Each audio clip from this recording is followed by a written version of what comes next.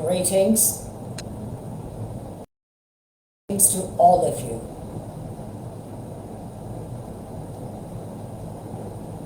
First of all, I crave leave to extend my most cordial, heartfelt, humble, and sincere condolence to the people of Papua New Guinea, especially to those who are mourning the dead and those who are not yet aware of the living who might still be under the rubbles which crushed some 2,000 individuals, and the number is likely to arise in the future days. It is not merely a tragedy, but a heart-breaking, heart-tearing, a dreadful and a horrendous situation. I even fear to imagine how my situation would be if I were one of those victims buried under the rubble, awaiting my own death.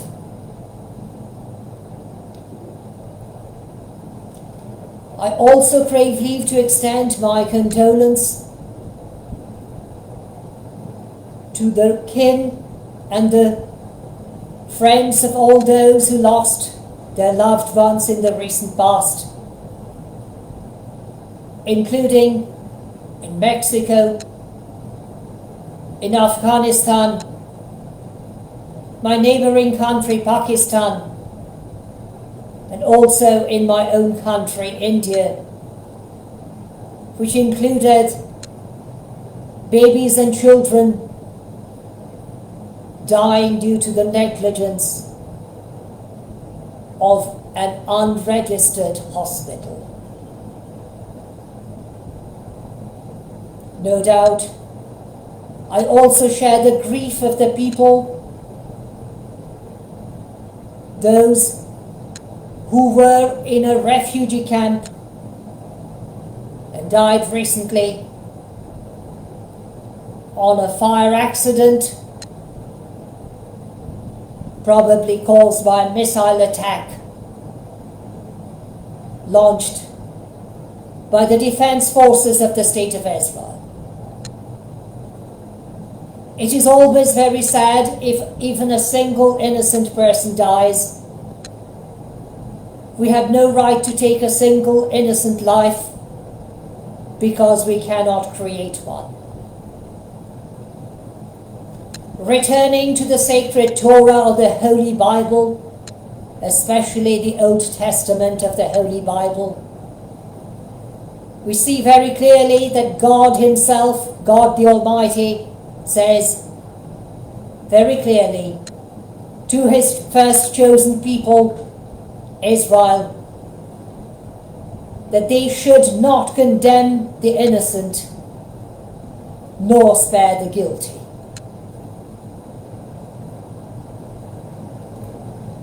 Even in the very first book of the Torah, or the Holy Bible known as the book of Genesis, we see Abraham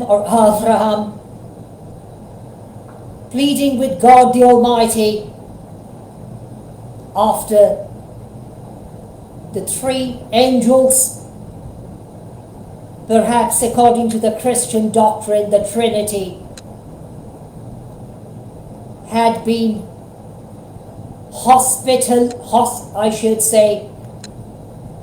had been treated with all due hospitality. And when Abraham goes to see his guests off,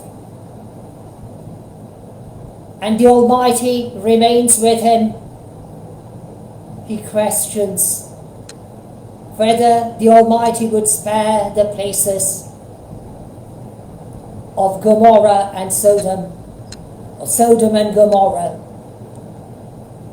if 50 righteous individuals were found there, if 45 were found there, if 40 were found there, and he comes down to 30, 20, and even 10.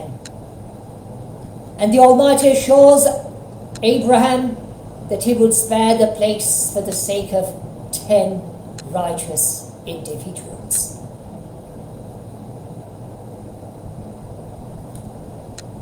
I already pleaded this on various earlier occasions,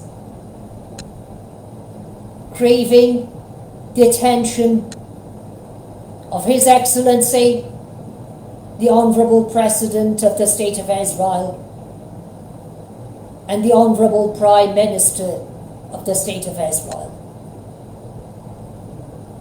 querying whether there were not 10 righteous individuals, even in that camp which was struck recently, or in the Judea and Samaria, also called Gaza, and the other parts which were struck. True be it that we should not spare the terrorists, but we have no right to destroy the innocent along with the terrorists. Something that crossed my mind this very day, and this is one of the reasons that I took upon myself with all due humility and respect to telecast live once again a question which cannot be avoided, even in the grim light of the past, even past centuries and perhaps even millennia. When communities belonging to the same group of people fight against each other, taking up weapons. Sometimes it is called a civil war. This happened in Germany, known as the 30 Years of War. Consequence of the same led to erasing of a third of German population. In the days of Martin Luther and perhaps others. This happened in America, known as the War of the North and the South,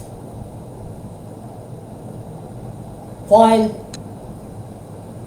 individuals who wanted to promote slavery, human slavery, were defeated by those humane human beings, including late President Abraham Lincoln, who opposed such inhumanity. This happened in various other parts of the world. And I believe this is what is happening currently also in the State of Israel. There are only two possibilities which ought to be recognized. Number one, the State of Israel claims the Judea and Samaria, also known as Gaza, to be a part of its territory, as it claims, calling it to be a part of the State of Israel. Then the State of Israel is also duty-bound to protect its citizens, including the inhabitants of Gaza or Judea and Samaria, especially the innocent ones.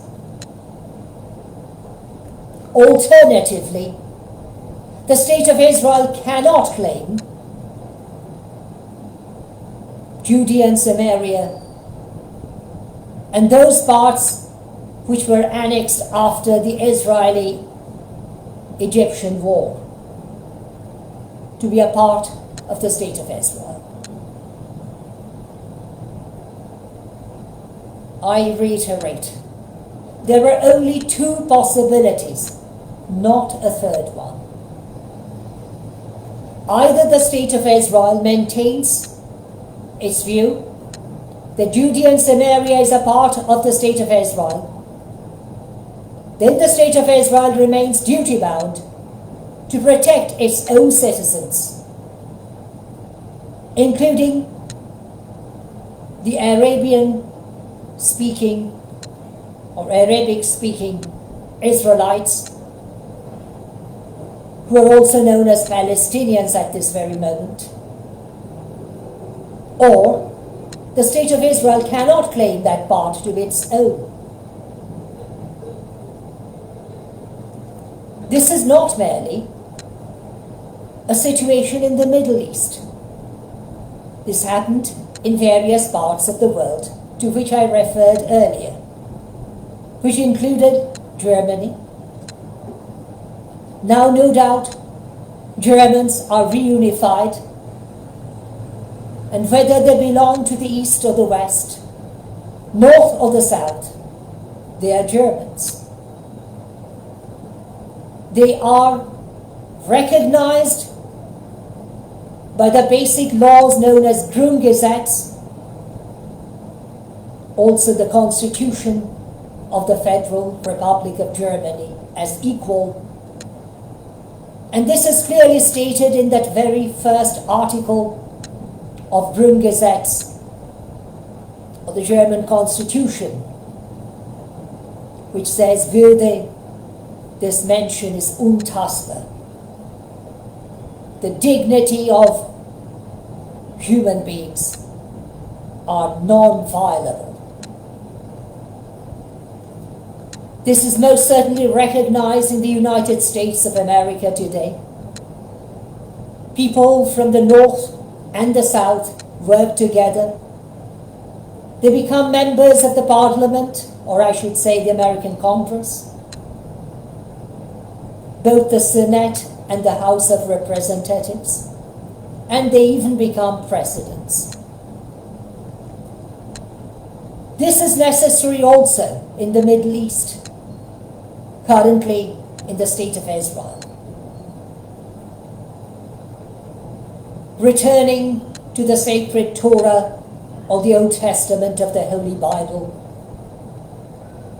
Moses said very clearly, or I should say, God commanded through Moses, there should be only one law for the native and the alien, even about taking part in the holy Passover meals.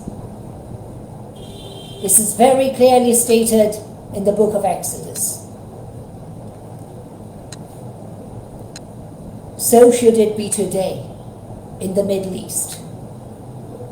If Israel claims Judea and Samaria are part of its territory, then Israel becomes automatically duty-bound to protect its own citizens, the Samarian Judeans, the Gazans, also known as the people of Palestine.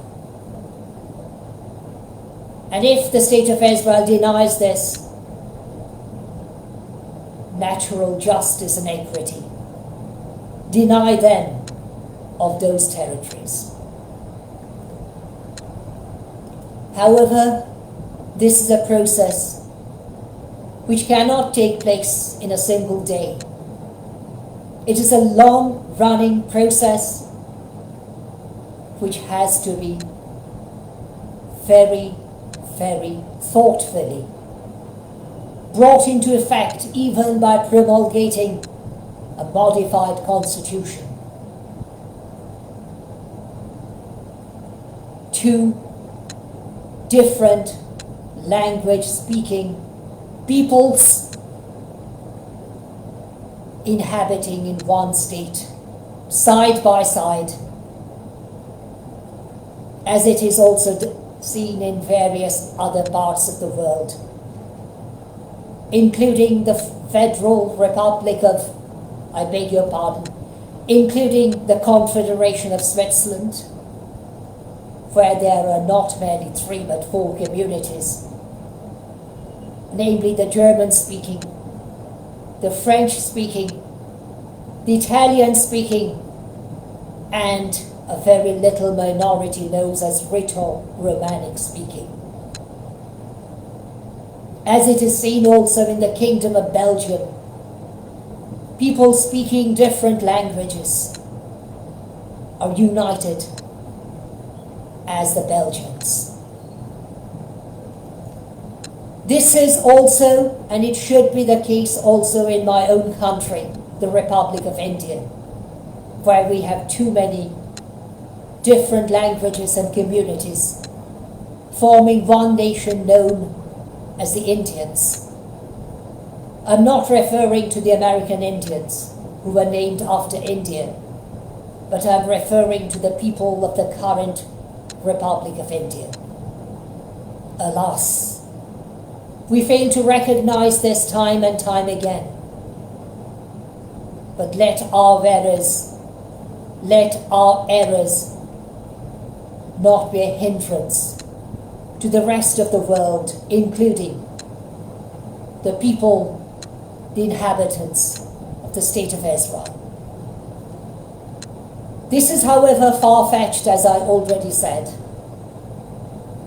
For the time being, we are desperately called upon to come forward and aid the victims of natural calamities in various parts of the world, including the very people of Papua New Guinea, not forgetting the fact that the civil war in Sudan has led to catastrophes, to calamities due to human errors, human defaults. Let us also not forget the victims in Turkey and in Syria who suffered devastating earthquakes not that long ago, in consequence whereof more than 50,000 people were killed. Let us come forward and render our personal services to those who need us, befitting true humanity, which makes us worthy human beings, or true human beings. Thank you in anticipation for your kind understanding, while I extend my most respectful regards to all of you, my fellow citizens, on this Monday, the 27th May, 2024.